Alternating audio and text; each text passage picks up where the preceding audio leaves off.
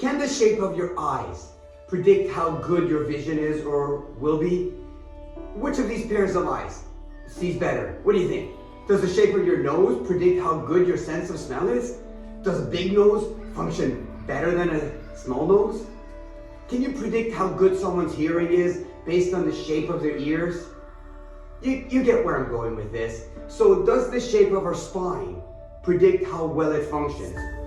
Can we tell just by looking at someone's spine and their x-rays or MRIs and predict if they will get back pain in the future or not? Or how fast they can potentially run? Or how much they can lift?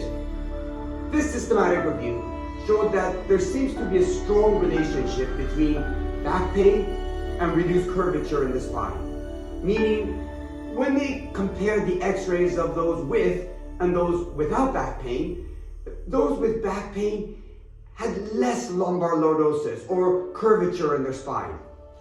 So you may now be thinking, then there is an association between how the spine looks and the risk of developing back pain. But hold on, I got more.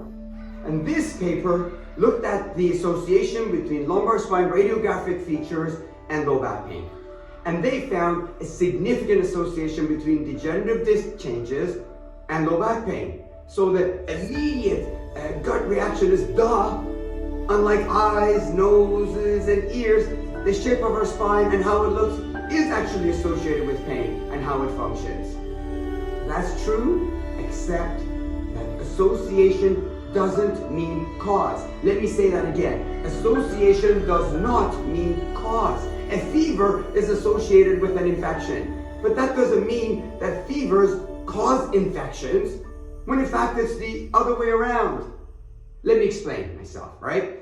This 2023 paper looked at the association between sedentary behaviors and low back pain, and they found that our results suggest that leisure television watching is a risk factor for low back pain and intervertebral disc degeneration.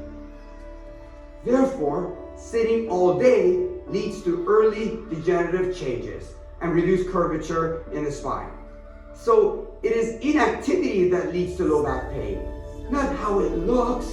So just because there is an association between x-ray findings and back pain, it doesn't mean that these changes are the cause of the pain, but that they are there because of the pain.